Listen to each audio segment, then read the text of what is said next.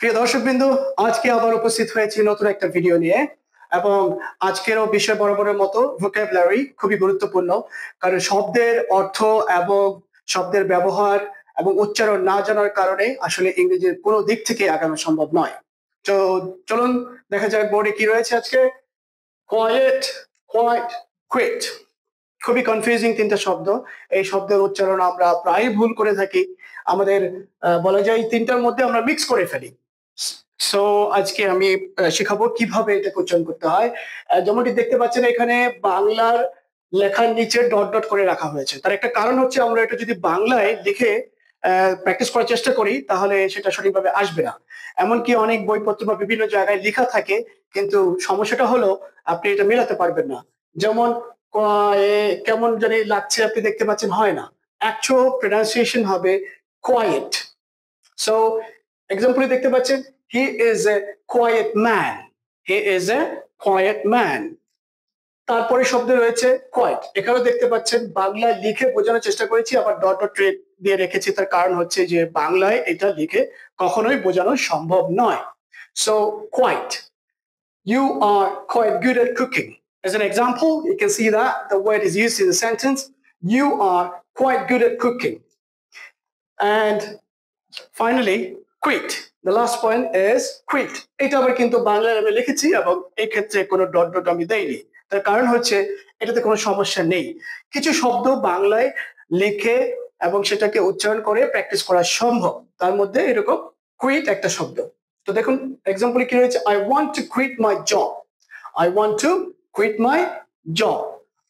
তো আবার আমরা যদি শুরু থেকে উচ্চারণ করার চেষ্টা করি, quiet, quite, quit. Quiet, he is a quiet man. Quiet, you are quite good at cooking.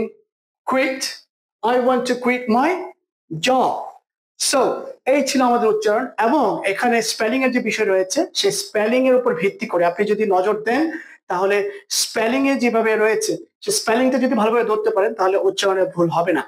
যেমনটি আপনি দেখতে পাচ্ছেন এখানে লেখা আছে factor E, E plays a big role in this case. Think about it. Quiet, E is inside. খেয়াল করুন quiet লিখতে QUIET, ই কোথায় রয়েছে? ই রয়েছে ভিতরে, এই যে। তারপরে কোয়াইট, কোয়াইট লিখতে গিয়ে E is at the end, এই দেখুন ই শেষে রয়েছে। And finally quit, E is, এখানে কি রয়েছে? E is not in the word, শব্দের ভিতরে ই নেই। তাহলে ই যখন নেই, QUIET, ই যখন ভিতরে, তখন আমরা বলবো কোয়াইট। দেখুন কোয়াইট লিখতে ই বাহিরে চলে এসছে, QUITE, E is at the end, তাহলে কি হবে? Quite. and e is not in the word, শব্দটার ভিতরে ই নেই, তখন কি বলবো? quit.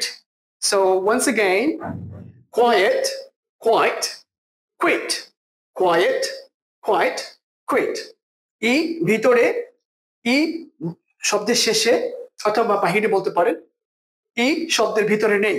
উল্টো দিক থেকে যদি যাই, ই শব্দের ভিতরে নেই তাহলে কুইট, ই বাহিরে কোয়াইট, ই ভিতরে quite, quite, quite, quit, quit, quite, quite. So আমরা যদি একটু রিভিশনে যাই এক্সাম্পল সেন্টেন্সে, তাহলে মনে হয় আরেকটু সুবিধা হয় শব্দটা ধরতে। Quite, he is a quiet man. Quite, you are quite good at cooking.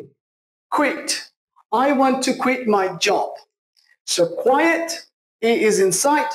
Quite, A is at the end. Quit, A is not in the word.